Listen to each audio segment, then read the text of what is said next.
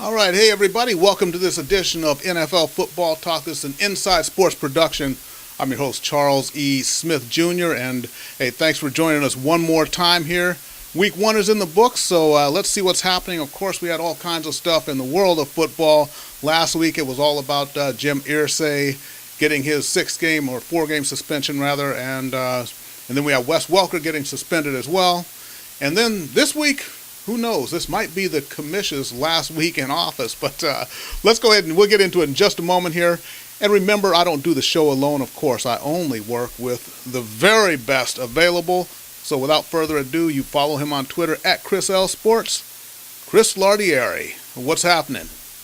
Charles, how's it going? Thank you for the introduction. That said, there must not be a lot available out there if I'm on the air.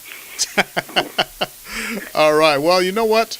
Let's go ahead and talk about this whole thing. You know, Roger Goodell, Ray Rice, there's just so many questions there to be answered. Now it comes to light that the NFL office did actually receive a copy of that videotape, which they said they didn't have. They received that in April. Ray Rice went through the legal process in May. The NFL did not hand out its punishment until July. So I don't get this. Make sense of it for me.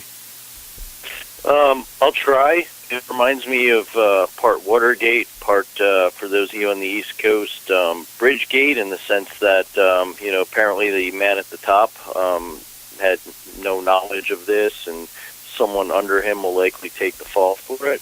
But I think it's fascinating. I mean, it reads like a political thriller or something out of some sort of a drama on TV. Yeah. And what I don't get out of all this, there are two things that stand out to me. One, all the hand-wringing and outrage. Okay, what do you think Ray Rice did on that elevator? We all know what he did, but now because we saw it, we should all be outraged. I mean, come on, there's a reason he was suspended. Well, I think I expected to see at least a little bit of a struggle. You know, not that would justify the action, but that was basically a sucker punch. That's, and yeah.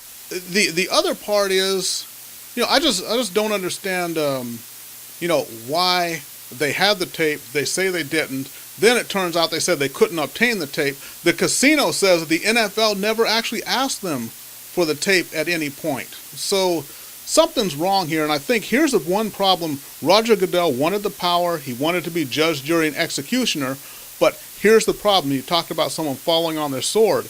Now, if you look at the way that, like the NHL, one of the things that Gary Bettman did right, which is very few, but he has his disciplinarian in place. So if something goes wrong, it's on that person.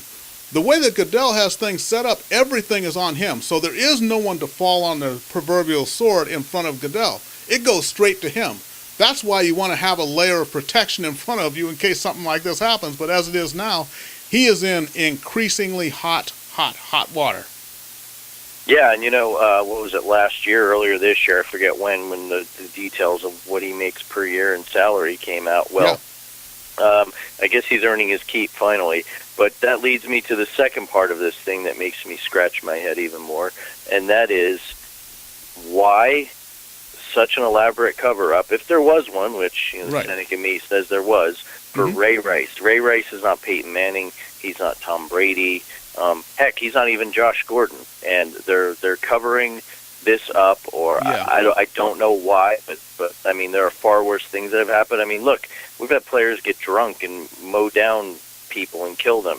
You look at what happened in Dallas last year, yeah. where two players, one drunk, the other one ends up dead, and you don't have the outrage, the investigate. I just don't get it. There were more thorough investigations for Josh Gordon and Wes Welker, etc., than there were for Ray Rice, and that's the one thing I can't figure out. Now, for whatever reason they decided to do it, I think that all roads will lead back to Goodell. Ultimately, at the end of the day, he works for the owners. I know John Mara of the Giants, before this latest report came out, that where they verified the tape was delivered to the NFL, came out defending Goodell. So it'll be interesting to see. Will you have a split among the owners? Because let's face it, the guy's made them even richer. Right. He's making the money hand over fist. It's the most popular reality TV show. It's the most profitable sports league. It's must-watch TV. Mm-hmm. Gamblers love it. Kids love it. Moms love it. Across the board demographically. So it'll be interesting. Personally, I think he will survive. I don't think that the owners will bail on him, but at the same time, he's going to take a hit. And, you and I have been jabbing at him the past few years on the show. I personally don't think he's the sharpest tool in the shed. Not that he's not intelligent, but I just think he's a little, I guess, arrogant when it comes down to it, and he thinks that they're invincible. And you and I talked recently 2 weeks ago about the NFL is at the top, and if they're not careful and they keep milking the proverbial cow, they're going to slip. And never in my wildest dreams I think it'd be the Ray Rice elevator video that bring them down. Yeah, and you know what? The key operative word in your last narrative there was tool, I think, Yeah. I like to use that, Ryan Seacrest, etc. Yeah, I don't understand it either. And well, now when you think about it, okay, so they have the tape all along. So what does this honestly do to the basically lifetime ban, even though it hasn't been put that way, of Ray Rice? Because they had the tape, decided to go a different direction. Then when it comes to light to the public that they had the tape all along, they decide to suspend Ray Rice indefinitely. So that's another wrinkle in there too. Yeah, I don't get that. I mean, let's think about it. Let's say Roger Goodell never did see the tape, okay? He sat down with Ray Rice. Did Ray Rice BS him, or did Ray Rice tell him what happened? And then from that, one of two options to follow the little flow chart here. How does he end up with only two teams? None of this makes sense to me. None of it does. I mean, Michael Vick was suspended, vilified, ripped in the media for what he did to dogs, which was horrible, but Michael Vick did not sucker punch his wife in an elevator, and I feel like the NFL was more thorough and more strict about that than in this case, and I just don't understand it. And the fact, you know what, even before all this, on Sunday I'm sitting here watching the 49ers-Cowboys game, and how does McDonald on the 49ers get to play? I don't get it. Goodell clearly doesn't get it. Yeah, exactly. There's just a lot of things going on there that require explanation. And the other thing was I was watching a little bit of on ESPN today, and one of the reporters, I think it was Mortensen, said that he already knew. Mortensen himself knew from 3 or 4 months ago what was on the tape, and the description he had gotten was basically what was on that tape. So here he is as just a reporter, and he's able to get an accurate description, but the NFL, with all its resources, could not get a hold of that tape or get a hold of someone who actually had seen it. That's the amazing part. And plus, that phone call from the person who got the tape delivered at the office. Now, you know that the NFL monitors every phone call that goes in and out of their building. They have to. Oh, yeah. Every company does. I mean, where I work does it. That's just the way of life in the 21st century. What gets me is I heard something similarly. Peter King said at the end of July he had heard something similar from a reliable source, and he didn't follow up with it, and he should have, hindsight being 2020. And I don't get it. If NFL reporters are getting this story, how does Roger Goodell not know? Well, where there's smoke, there's fire, I guess, right? The irony of it all is Jay Glazer, Mr. I Break Every Story, told Dan Patrick last month that the NFL not only hadn't seen the tape, but it didn't exist. So, you know what? In a small little after kind of thought, little footnote to this whole event, I know you and I will do it, so I'll take my shot. Nice work, Jay Glazer. I hope someone holds your feet to the fire on that. First, your wonderful Oprah-like interview with Richie Incognito, and now this. So maybe people will start to see Jay Glazer for what he is. Well, you know what he is he's on the NFL's payroll. That's what it comes down to. He is, and he's also an MMA fighter who works on the Fox pregame show, apparently. There we go. All right, so let's go ahead and get into some actual football here this past week. Now, there was football? I missed it. One of the big games, and one of the games we talked about was, the Houston Texans going against the Washington Redskins. Big debut of J.J. Watt on one end and Jadeveon Clowney on the other. Clowney lasts about a quarter, and now he's out with I believe it's a foot injury. Oh, I'm sorry, I think it's a knee. Meniscus, knee. Yeah, his knee. And so he's gone, but J.J. Watt proving himself worth every nickel of that $100 million he was paid there. But I think that the other problem I saw was with RG3, and I'm beginning to wonder, I was high on RG3 a couple of years ago when he came in the league. He seemed to have the right attitude. He was doing the right things. But I wonder if it was a case of the perfect storm where you had the spread offenses were going and the defensive coordinators hadn't quite figured that out. Then you had that read option that he was running, that Kaepernick was running. They hadn't figured that out. Now here we are a couple of off seasons later, and RG3 he's just about down to being almost woefully ineffective. You can look at his completion percentage, but come on, he's throwing passes 4 yards down the field. So what do you think here? Yeah, I think, at the time I personally thought Luck would be better than RG3, but never did I think that RG3 would be where he is just a few short years later. He's just a glorified screen passer. Now, I don't know if it's the fact that he's got a new coach, learning a new system. Example, look at Eli Manning with the Giants and that debacle of an offense. But, however, he also with the knee injury, is that why he's not the same? I don't know. There's something going on there, and I'm with you. You can have you look at Cam Newton, all right, after his rookie year, kind of had his sophomore jinx whispers, so on and so forth. He's bounced back. He's proven himself. We're not seeing that with RG3. Some quarterbacks will take a step back, but they gradually progress. And we're not seeing that at all. And you can't say, well, he doesn't have weapons. He's got Deshaun Jackson this year. Right. I mean, Alfred Morris is a good running back. Yes. Gruden's an offensive coach. He had Shanahan before him, was a notorious offensive guru. Ultimately, it's going to have to fall on his shoulders at some point. I mean, this is not like he's got a Cleveland Browns offense. Yeah, that's true. And, the other teams, if we go ahead and move along here, there's a couple other games, and one of the games we didn't pick, but of course one very dear to my heart because I love the Dolphins. But the way the Dolphins kind of handled the Patriots there, I mean, Cameron Wake obviously getting after Brady, making his day miserable, but the Dolphins down by 10 at the half and then 23 unanswered halftime points in the second half and shutting the Patriots out as well. Yeah, and the Patriots Mafia, as I call them, well, it's the first game and it was hot in Florida. Well, you know what? Maybe, as I alluded to on our AFC preview show, maybe the Dolphins are a playoff team waiting to happen. And I happen to think they have one of the most underrated defenses in the NFL. And ultimately, that's what they did in the second half. They started knocking Brady around, and Gronkowski couldn't get open. And ultimately, between that and No. Moreno, who apparently loves to run all over the Patriots, did them in. So I was very impressed. And, Tannehill, you look at the stats, nothing super impressive, but he made the plays when he had to win the game, and I think that's what you want out of him. You don't want him carrying the team on your shoulders, but at the same time, when he's got to make a third down conversion, he is. Yeah, that's true, and that's one of the things is making the plays when you have to, and that reminds me of what happened to Kansas City this weekend, and when we look at that, maybe this is why the Chiefs were just kind of a little reluctant to commit to Alex Smith long term, and then they finally do, and the brass had to be watching that game thinking, oh my goodness, could it have gone any worse? When Jamal Charles is not moving the ball for him on the ground and they're forced to rely on the arm of Alex Smith, there's problems. Yeah, like we said, I still don't understand that contract, and Sunday only proved that more. I understand Dwayne Bowe's not playing, but Dwayne Bowe is not A.J. Green either. Right.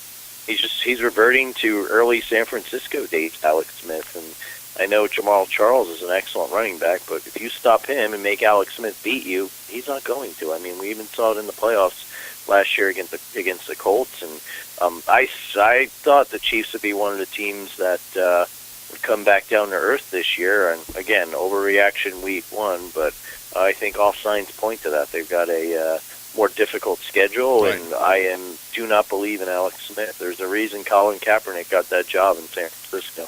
Yeah, and the other thing is when you look at the second half of the season, the last 5 games of the season last year, the Chiefs were definitely trending downward heading into the playoffs. Yeah, but they start 9-0 and completely faded, and we're a wild card team. Exactly, and then how about the Eagles, though? I mean, getting down big to Jacksonville. I believe it was 17-0 at the half, and then the Eagles just came to life and ran all over them in the second half. So really, Was that really surprising? Did you honestly think Jacksonville was going to win that game when you saw them up big at the half? No, I did not. But at the same time, I thought one of two things. All right, I guess Jacksonville is pretty decent, not phenomenal, but pretty decent. You know, they may give teams like the Eagles some trouble this year. And two, I think maybe teams have started to figure out the Chip Kelly offense, and then the second half happened. Yeah. I do think the latter part is correct. I don't think that Nick Foles is going to have a year like last year. That said, he's right now looks like the best quarterback in the NFC East, bar none. And even with a mediocre season, they'll win that division by 2 games at a minimum, I think. So, I think they'll miss Deshaun Jackson. Does Jeremy Maclin scare you? He doesn't scare me. You key on McCoy and make Foles beat you. I think that's a pretty sound way to attack the Eagles, and I think that's what teams will do this year. Well, I think they got to get Darren Sproles really worked into the offense too. So he's a good safety valve. He's good in space, and I think he's one that Foles has to rely on. Foles to Sproles. That may be the narrative by the end of the season here. I like it. Okay, and then the Giants got in some trouble there on Monday night. Calvin Johnson going big. And then Eli not quite able to bring him back. You and I were texting back and forth, and I thought when the Giants were down there early in the fourth quarter, when they were down, I think it was 27 to 17, something like that. But I said, hey, they're going to get this. They'll get this next touchdown, and go on to win the game, get another one to win the game. But didn't happen that way, and I gotta like the Lions' resolve because they were at the edge of cracking like they normally do. The Lions were. And then they make the Giants punt, and then Matt Stafford and that Lions offense go on a 7-minute drive. Ends with a touchdown, and basically that ends the game. There's 4 minutes left on the clock when they were finished. So what do you think? Kudos to Stafford and the Lions? I do, because Stafford could have reverted to his inner Romo and started either throwing interceptions or not making the conversions when he needed to. That said, how you let Calvin Johnson slip behind you twice is inexcusable. The guy's not a rookie. We know he's one of the best receivers in the league. And everyone's talking about the Giants' offense. I think their defense will be just as much, if not more, of a headache this season. And we saw it. You look at Stafford's a good quarterback. I don't think he's a superstar. He could potentially be one, but if he's lighting you up, Carson Palmer's probably licking his chops coming to the Meadowlands this week. But that said, I think it's a good start for the Lions. But we all know the Lions have started off fast in previous years. Let's see how they finish. If you look at the logo, they have a lion on one side and a kitty cat on the other. So we've seen them actually change into, go from fierce to just, rub my belly. Yeah, they'll. I think they like to do that as the holidays approach. That's how it works. Okay, and then what about the other game? Chicago Bears. Again, Chicago Bears couldn't get it done. The Buffalo Bills, and I love that run by Fred Jackson at the end when he streaks down the sideline and then drags Chris Conte. Just pummels him for about 10 yards and then shoves him over backwards with an attempt to get into the end zone there. But the Buffalo Bills coming back. Jay Cutler, of course, throwing the untimely interception yet again, like he normally does. So, and we talked about Chicago not having a great season, but, what do you think? Yeah, I'm sticking with it. And like we saw when Fred Jackson, no disrespect to him, is doing his Incredible Hulk impression, and E.J. Manuel is doing enough to win the game, that tells me the Bears' defense is not that good as we suspected. And then again, poor man's version of Tony Romo.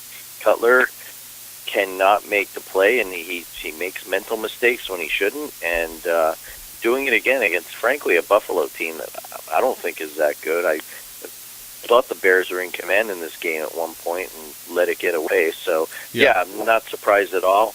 That said, you look at the NFC North, and I know the Packers got beat by the defending champs and all, but again, I don't think there's a dominant team there in a division that could potentially be pretty wide open. I don't think the Bears will be one of those contenders.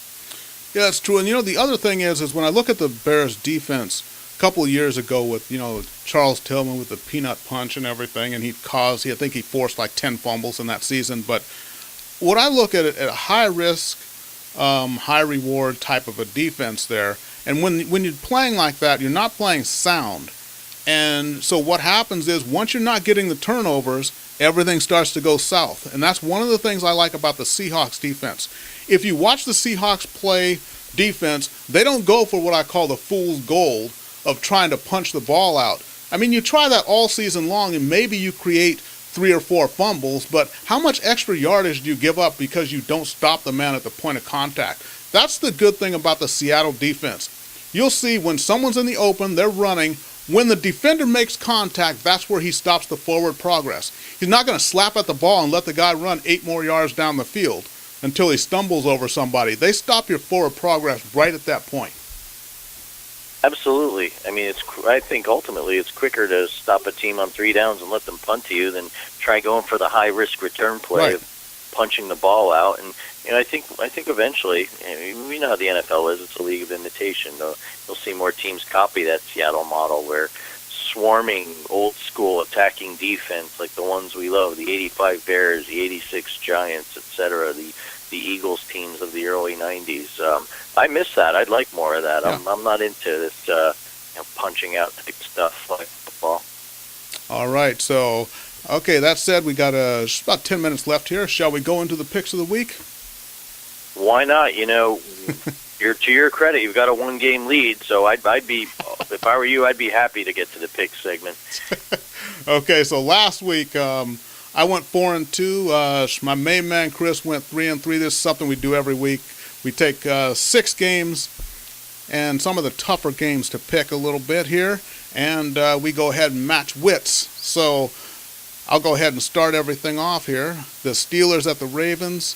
The Steelers, blowing a 27-0 lead to the Cleveland Browns, and then you got the Ravens with.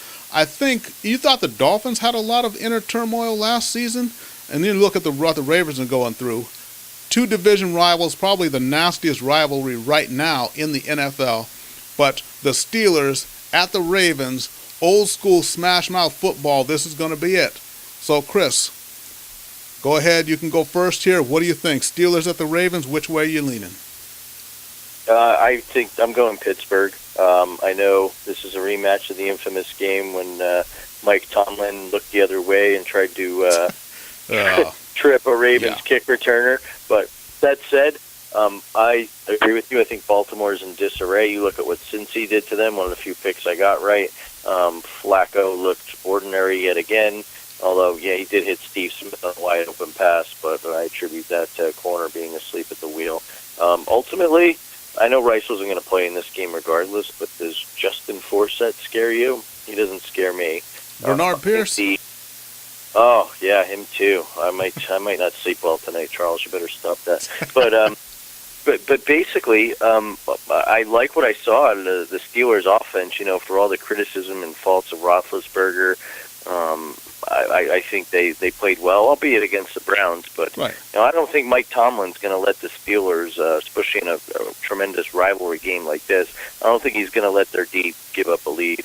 I think it'll probably be your usual black and blue, last man standing, close, low-scoring game. But I'm going to go with the Steelers because I think Roethlisberger will outplay Joe Flacco. All right, and you know what? I've got, I cannot oppose you in any way there. I like the Steelers, and they're one of the teams that I did think would have a bounce-back year this year. I think they'll keep it rolling against the Ravens, and, I think maybe Todd Haley and Ben Roethlisberger are going to be able to break bread a little bit here, be copacetic. So I like the Steelers in this game, too. All right, we agree, and I hope following your lead will result in a win. Okay, and then why don't you go ahead and break down Miami and Buffalo for us here? All right, Charles, Miami's Dolphins go into Buffalo. Who would have thought heading into Week 2? First place in the AFC East on the line. I know I didn't. Miami coming off the huge win against the Patriots. Buffalo surprising the Bears, as we discussed. Big news out of Buffalo. They're going to have new owners, the owners of the Sabres, as I'm sure you're aware of. Yep. I think the bigger story, it's not Donald Trump or John Bon Jovi, so the locals are thrilled. It should be a pretty rousing environment up there in Orchard Park, New York this weekend. Who do you like, Charles, putting all your allegiances aside?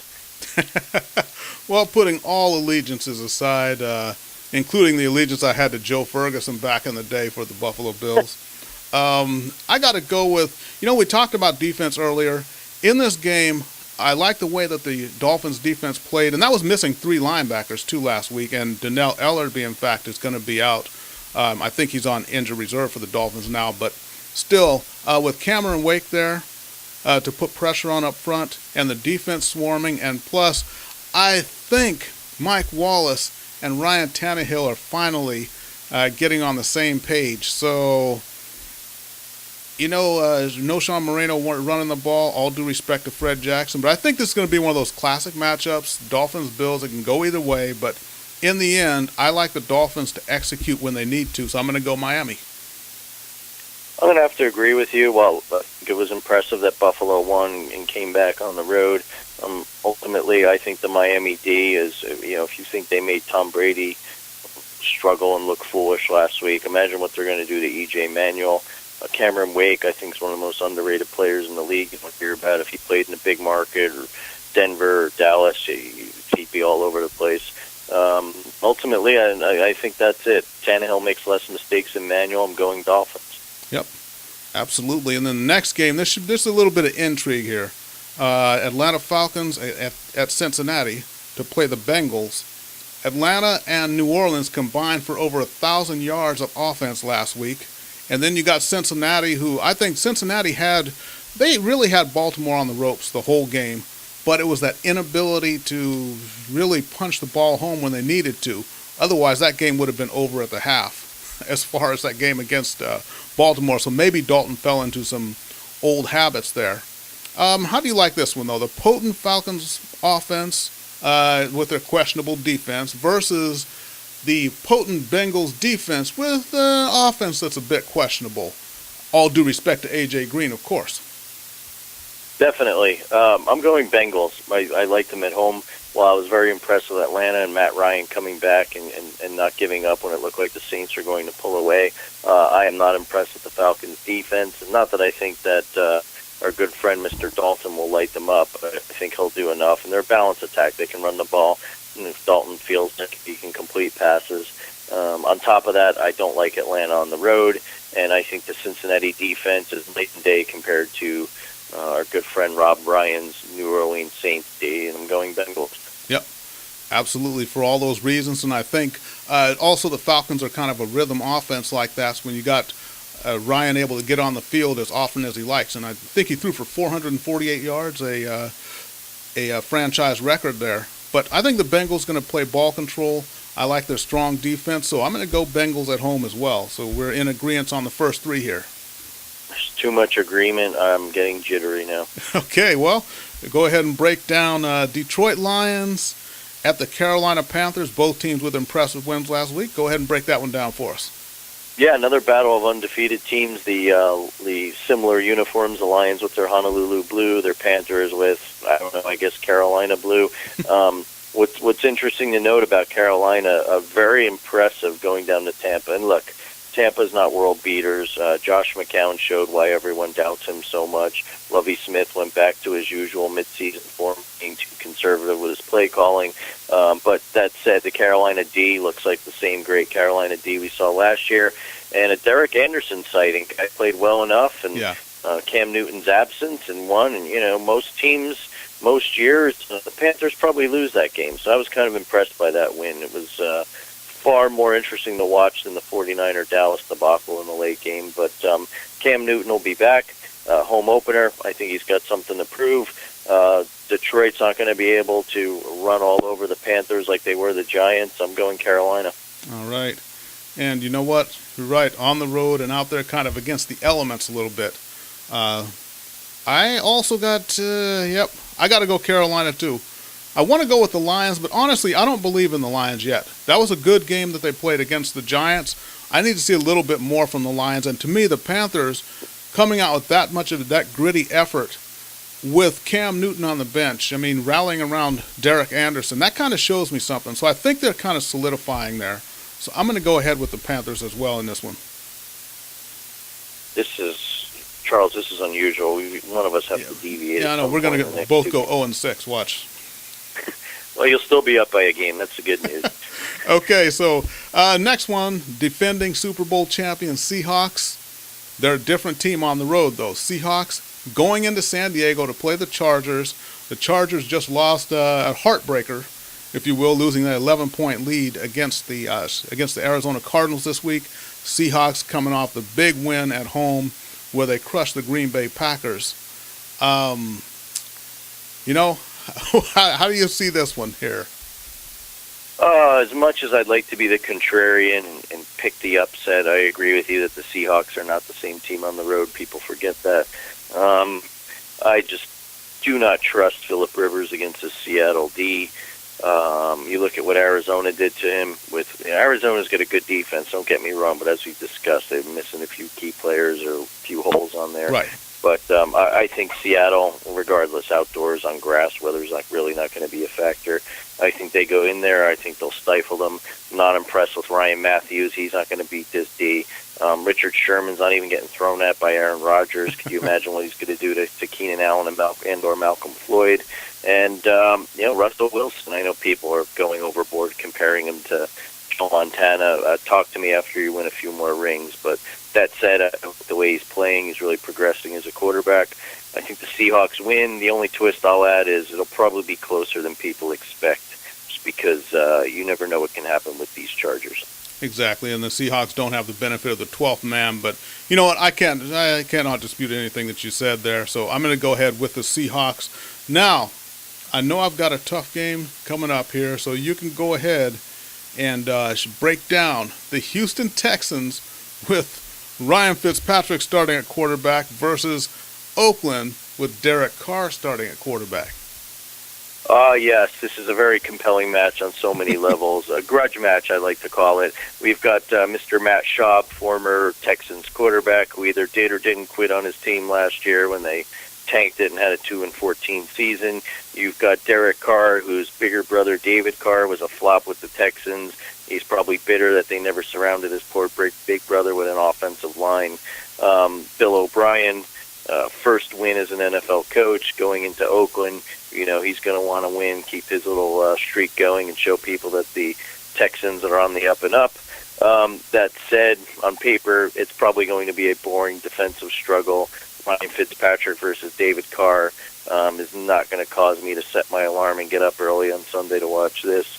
But even though it's a late game, but at the end of the day, I think Carr played decent against the Jets. I just don't think he has the weapons. I wasn't impressed with either of his running backs. The defense held their own, but again, they're going against Geno Smith.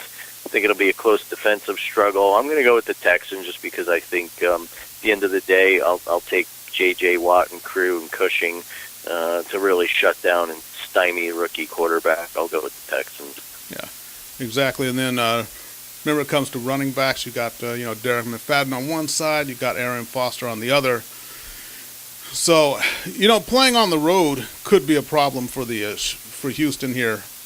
And Fitzpatrick, if the Oakland defense can go ahead and if they can shut down Arian Foster and make Ryan Fitzpatrick beat them, then I think that could be the difference in the game here. But, and I like the way that Carr played last week. I'm tempted. I'm going to go ahead and say, with the home field advantage, I'm going to go ahead and take the Oakland Raiders in this game. And remember, Clowney is out. They don't have to worry about that side of the line as well. It's only just getting J.J. Watt blocked, so all you got to do is put about 4 guys on him or so, and he probably won't get through. So, yeah, I'm going to go ahead and I'll say Oakland. And it'll probably be a game as ugly as the Houston and Washington game was last week. But I think Oakland Raiders, and I like the poise that Derek Carr showed last week, and I think he can build on that a little bit against a Houston defense, which, once you get past those front four, there's a little bit of softness back there. All due respect to DJ Swearinger. Don't come after me, DJ. Well, I'm glad we disagree in at least one game. It'll make an already compelling game a little more compelling to watch. Yep, exactly. And we'll put 25 cents on the side, too. All right, I'll start looking through my sock drawer to see if I can find some change. Okay. All right, so that said, everything, and we're actually slightly over time here. So, the final words there, Mr. Lardieri? You know, besides all the Rice, Goodell, conspiracy theories, etc., I've just been talking with a few people, coworkers and friends, and one thing that we hit on last week that has seemed to have resonated, the NFL is extremely popular, but for what reasons? Fantasy football, gambling. I hear a lot of people talking about that. And frankly, I've heard a lot of people talk about how it's not the same NFL they grew up with. And I know I'm heading to old fart territory, but relatively speaking, I'm not that old. I never saw Dick Butkus play. Do remember the tail end of the steel curtain, but right. Something to be said about the gradual year after year just being more strict on defensively in terms of rules, grabbing, clutching, etc. And I looked at that Falcons-Saints game. It was entertaining. It was back and forth. But once it was over, I thought to myself, there was zero defense. It was, a far higher caliber and quality of an arena football game, ultimately, is what it reminded me of. And I'm not complaining. I love football, but I think it's something that's worth noting that, the league that markets fantasy football isn't really becoming fantasy football. I think it's something to keep your eye on this year as a trend. Yeah, that's true. And, like I said, loosening up the defensive or making even more strict defensive rules. And, I was talking to my dad, whom I call Master Yoda, Charles E. Smith Sr., and he said something about football. He says the game seems almost sterile now. And that's really what it was, It's a great analogy by Yoda. Tell him to send my best and say hi to Obi-Wan. Oh, yeah. Well, when he comes out, we're going to all party. So, everybody, remember, follow Chris on Twitter, at Chris L Sports. You can follow me on Twitter, at The Inside Sports. So, everybody, thank you for watching. Remember, every week, football talk. I'm Charles E. Smith Jr. for Chris Lardieri. Thank you for watching. We'll see everybody next week.